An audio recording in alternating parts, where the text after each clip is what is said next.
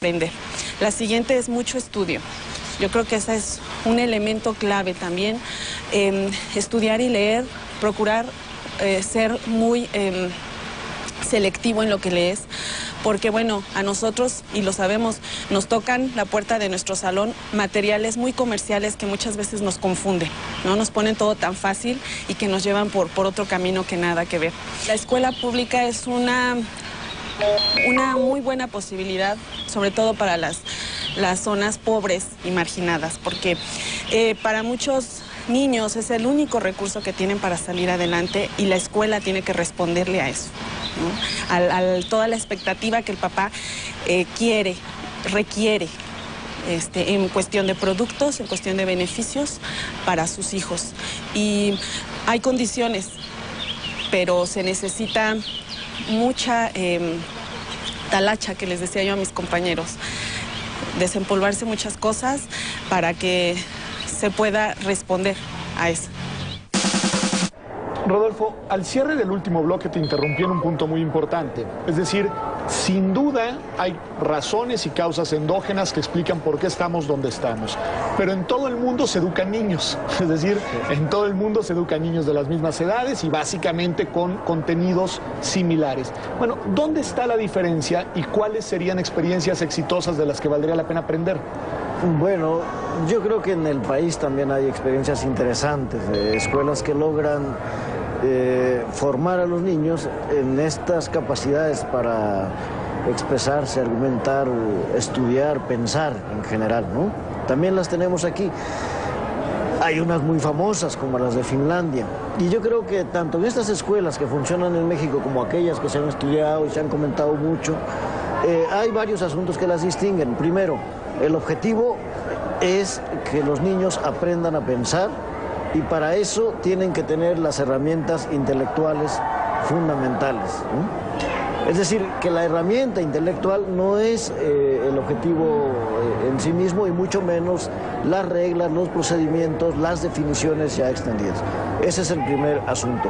Segundo, el protagonista, el promotor, el que enseña a los niños, y no tanto que transmite información o que solo transmite información, es el profesor, el que en su salón plantea problemas, ¿no?, interesantes, al alcance de los niños, y esto puede ser en preescolar, en primaria o en secundaria, que les ayuda a indagar en distintas fuentes, distintas posibilidades de solución de los problemas, que les despierta y les alimenta la curiosidad.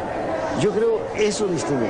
Pero también la atención al profesor, ¿no? Tenemos muchos más elementos de atención profesional y hay que decirlo también de exigencia al cumplimiento profesional, cosa que aquí tenemos un sistema laboral bastante laxo, ¿no? Eso a veces no se toca desde ciertas posiciones, pero es verdad que la autonomía en la escuela puede ser para crear, para trabajar muy bien o para hacer dictados y planas, ¿no? Allí hay un núcleo, por eso yo digo, cambiar lo que hoy tenemos es una cosa bastante compleja que tiene, y con esto cierro, tenemos que considerar muchos elementos para hacer posible el aprendizaje profesional de los profesores.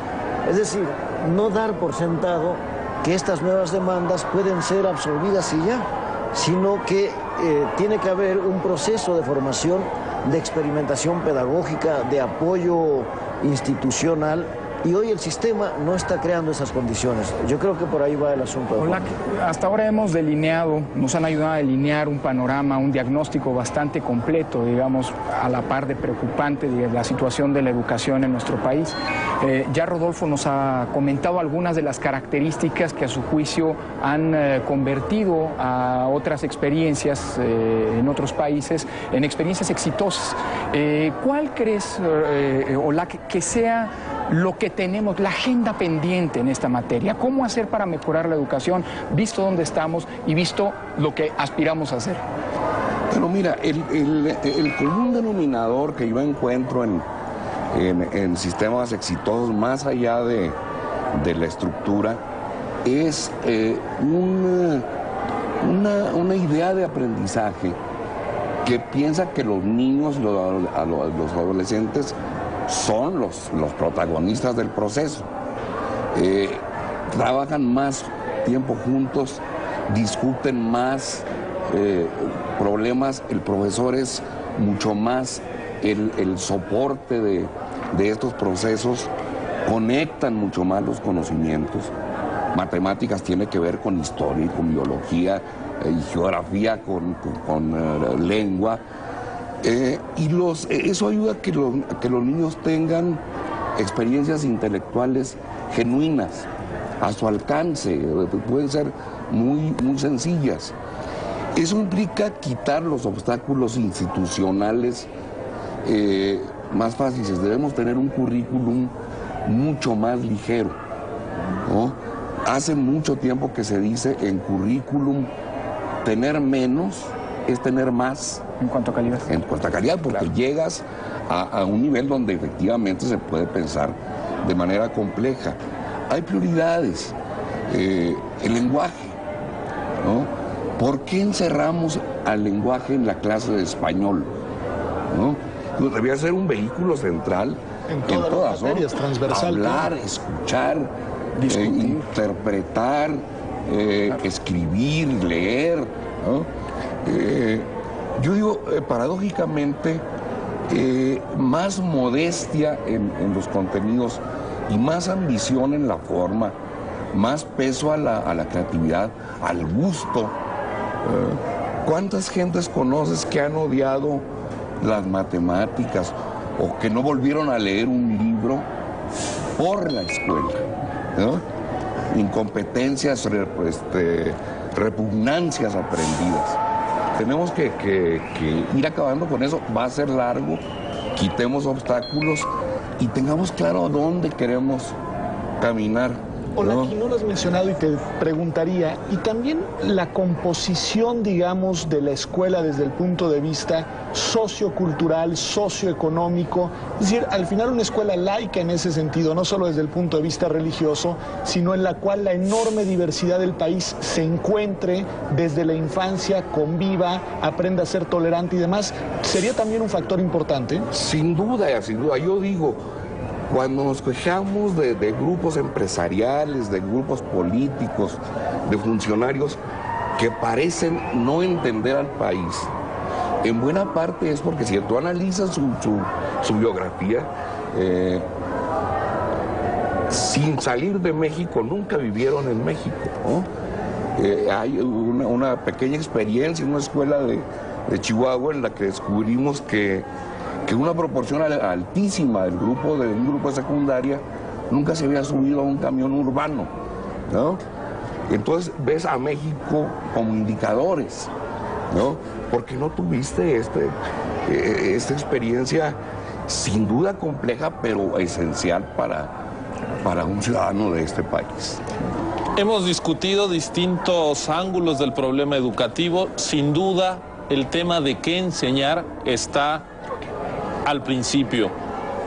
Vivimos una época de acelerado cambio tecnológico, pero ello no necesariamente quiere decir que tengamos que estar atiborrando a nuestros muchachos de conocimientos. Como han dicho nuestros profesores invitados, más vale aprender bien lo elemental, lo básico, el lenguaje, la comprensión matemática, para poder hacer frente a este mundo tan cambiante en el que nos encontramos.